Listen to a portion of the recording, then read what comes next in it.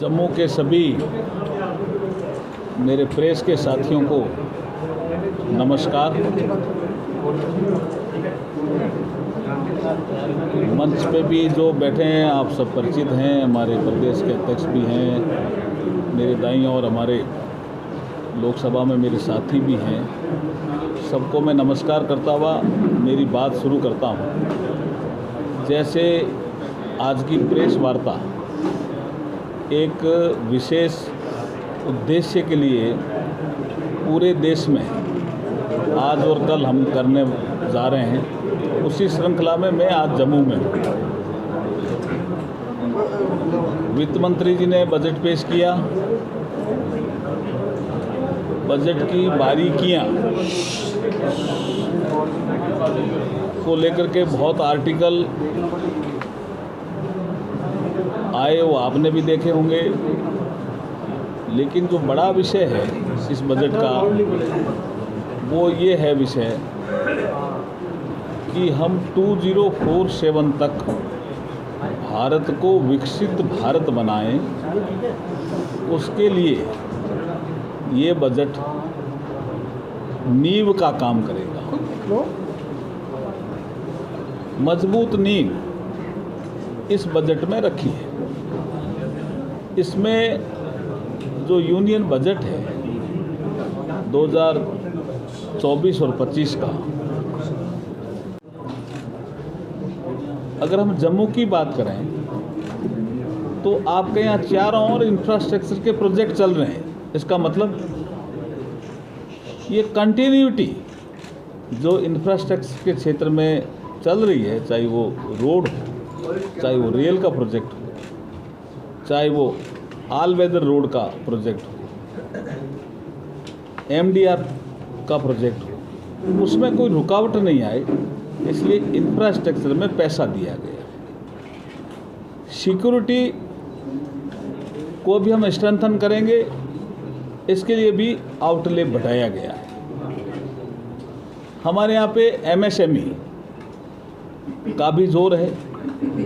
जब एमएसएमई का जोर है तो हम कैसे उसको आगे बढ़ाएं, तो मुद्रा लोन की जो सीमा है वो 10 लाख से 20 लाख की गई है। वेजिटेबल बियाँ बहुत उगाई जाती है, तो वेजिटेबल का भी एक क्लस्टर यहाँ बने, इस पे इस बजट में प्रावधान रखे गए हैं। ऐसे कई मेडिसिनल प्लांट को तरक्की मिले, उन्नति मिले, उस दिशा में कदम बढ़ाए गए हैं। ऐसे कई हैंडलूम हैंडीक्राफ्ट, ये अपना आप में एक बड़ा काम है। एक और बड़ा काम है नेचुरल फार्मिंग का, कि नेचुरल फार्मिंग में भी जम्मू आगे जा सकता है, आगे बढ़ सकता है। इस दिशा में भी इस बजट में कदम उठाए गए हैं। और आपने देखा होगा आईटीआईज हैं, उनको हम स्ट्रेंथन करेंगे। अब आईटीआई को जो स्ट्रेंथन करेंगे उसमें एक बड़ा विषय जो इस बार लिया है, क्योंकि हमने प्रवेश कर लिया इंडस्ट्री 4.0 के युग में। थोड़ा मैं इसको समझाने की कोशिश, इस पर क्या कैसे जवाब देंगे? देखिए, अब इस बजट में बिहार का उल्लेख हुआ जी, और इस बजट में आपके आंध्र प्रदेश का भी उल्लेख हुआ। उससे वो एक झूठा नैरेटिव गढ़ने का प्रयास कर रहे हैं, जो उसमें सफल नहीं होंगे। जैसे तमिलनाडु के साथी कल भी बोल रहे थे, तो मैंने कहा यूपीए के शासन में तो आप पार्टनर थे भाई। यूपीए ने जब बजट पेश किया तो 6 बार का बजट देखिए, तमिलनाडु का जिक्र नहीं किया। क्या तमिलनाडु को पैसा नहीं मिला? मैं राजस्थान से आता हूँ, इस बजट में राजस्थान का जिक्र नहीं है, मतलब शब्द का, तो क्या राजस्थान को पैसा नहीं मिलेगा? PMGSY 4 जब सड़कें बनेगी, क्या राजस्थान में नहीं बनेगी?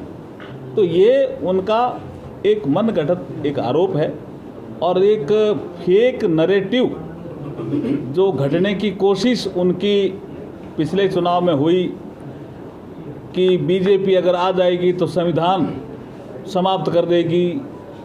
तो हमारे प्लानर्स ने कहा था कि इंडस्ट्री 1.0 है, जब बिजली का आविष्कार हुआ था तो हमारे नीति निर्धारण करने वालों ने कहा कि ये इंडस्ट्री 2.0 है।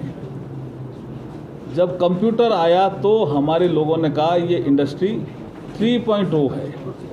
लेकिन जब आर्टिफिशियल इंटेलिजेंस का ज़माना आया, 3D प्रिंटिंग का ज़माना आया, रोबोटिक्स का ज़माना आया, IoT का ज़माना आया, तो इसको कहा गया कि ये इंडस्ट्री 4.0 है।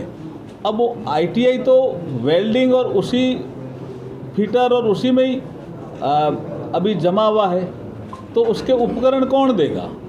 तो इस बजट में प्रावधान किया है कि उस क्षेत्र में ITI में नए उपकरण हम उपलब्ध कराएंगे इंडस्ट्री 4.0 के अनुसार, जिससे वहाँ के युवा जाने रोबोटिक्स क्या होता है, आर्टिफिशियल इंटेलिजेंस से हम कैसे काम कर सकते हैं, हम कैसे 3D प्रिंटिंग को समझें। ये सारी चीज़ें जिसको हम इनोवेशन कहते हैं, एक हेड में अगर मैं बात करूं तो इनोवेशन कहते हैं, वो भी इस बजट का महत्वपूर्ण हिस्सा है।